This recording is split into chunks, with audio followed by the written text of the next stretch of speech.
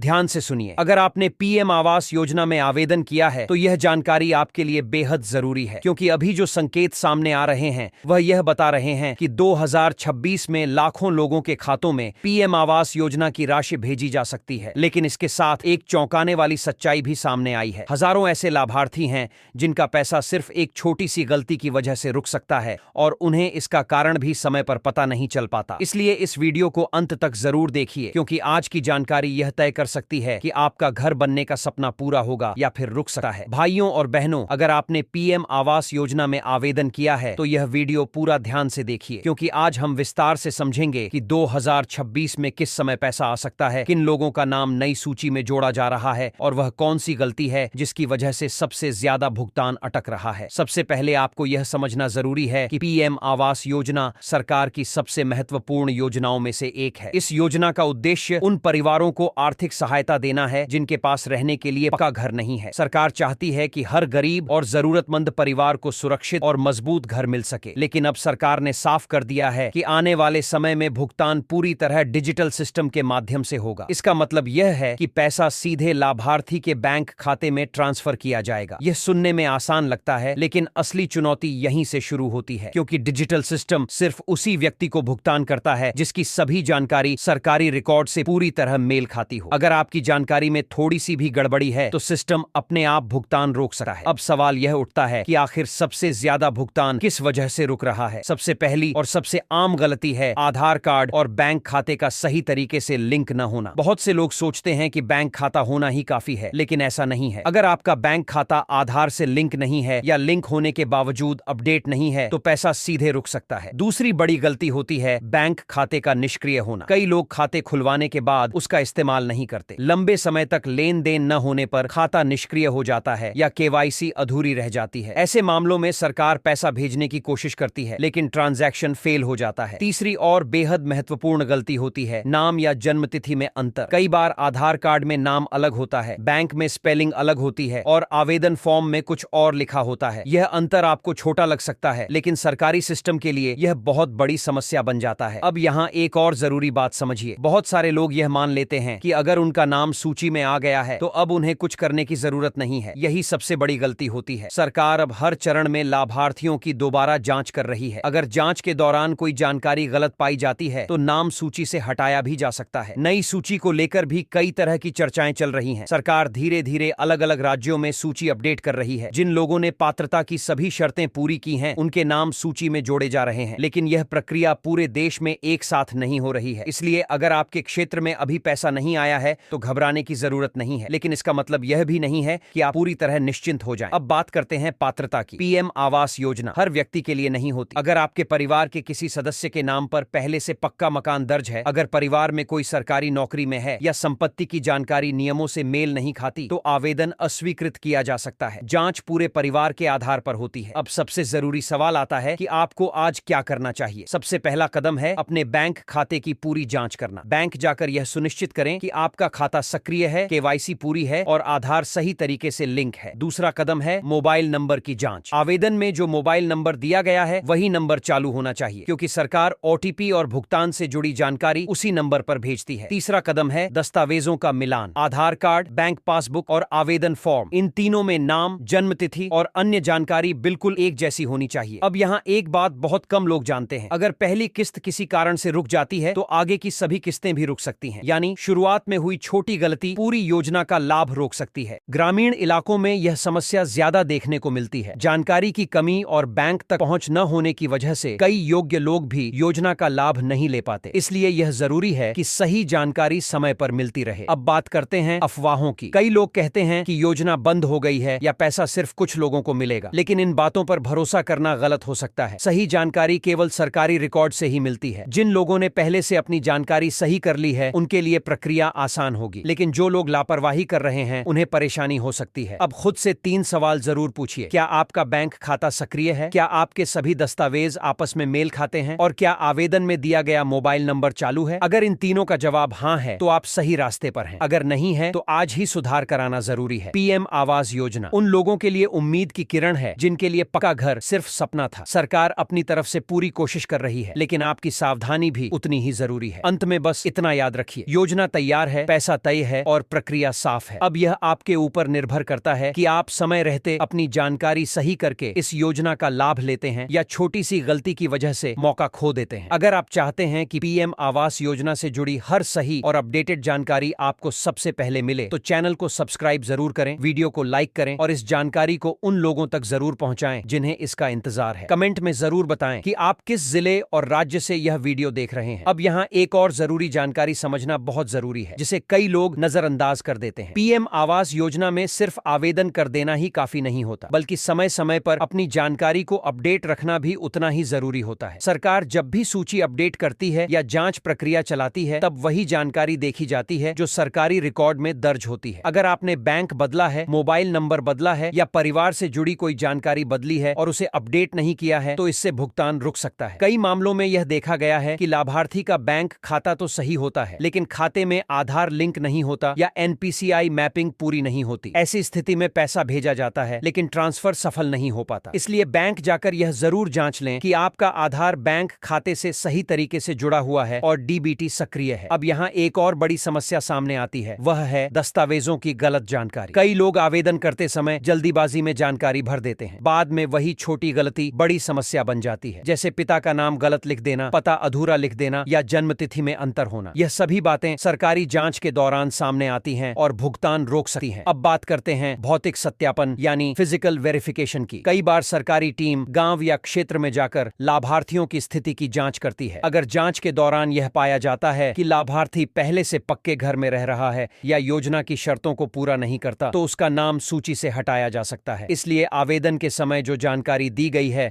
वह पूरी तरह सही होनी चाहिए। इसके अलावा कई लोग यह भी पूछते हैं कि अगर पहले आवेदन रिजेक्ट हो गया था तो क्या दोबारा मौका मिल सकता है। इसका जवाब यह है कि अगर आपने पहले आवेदन में गलती की थी और अब उसे सही कर लिया है तो नए सर्वे या आवेदन के समय आपको फिर मौका मिल सकता है, लेकिन इसके लिए आपको अपनी पात्रता की जांच खुद करनी होगी। अब यहाँ एक और जरूरी सवाल आता है कि आखिर भुगतान किस तरह किया जाता है। पीएम आवास योजना में राशि एक साथ नहीं दी जाती। सरकार अलग अलग चरणों में किस्तों के रूप में पैसा भेजती है। पहली किस्त घर बनाने की शुरुआत के लिए दी जाती है, दूसरी किस्त निर्माण कार्य आगे बढ़ने पर मिलती है और तीसरी किस्त घर पूरा होने के बाद दी जाती है। इसलिए अगर किसी एक चरण में गड़बड़ी मिलती है तो आगे की सभी किस्तें रुक सकती हैं। ग्रामीण क्षेत्रों में कई बार यह भी समस्या देखी गई है कि लाभार्थी पहली किस्त मिलने के बाद निर्माण कार्य शुरू नहीं करता। ऐसे मामलों में अगली किस्त जारी नहीं की जाती। इसलिए अगर आपको पहली किस्त मिल चुकी है तो समय पर निर्माण कार्य शुरू करना जरूरी है। अब बात करते हैं सरकारी पोर्टल और सूची जांचने की। कई लोग सिर्फ दूसरों की बातों पर भरोसा कर लेते हैं, लेकिन सही तरीका यह है कि आप आधिकारिक वेबसाइट या ग्राम पंचायत स्तर पर जाकर सूची की जांच करें। वहां से आपको सही जानकारी मिल सकती है कि आपका नाम सूची में है या नहीं और आपकी स्थिति क्या है। इसके साथ ही यह भी ध्यान रखें कि कई बार दलाल और फर्जी एजेंट लोगों को गलत जानकारी देकर पैसे मांगते हैं। वे कहते हैं कि पैसे देने पर नाम सूची में जोड़ दिया जाएगा या भुगतान जल्दी दिला दिया जाएगा, लेकिन सच्चाई यह है कि पीएम आवास योजना पूरी तरह सरकारी और पारदर्शी प्रक्रिया है। इसमें किसी एजेंट या दलाल की कोई भूमिका नहीं होती। इसलिए ऐसे लोगों से सावधान रहना बहुत जरूरी है।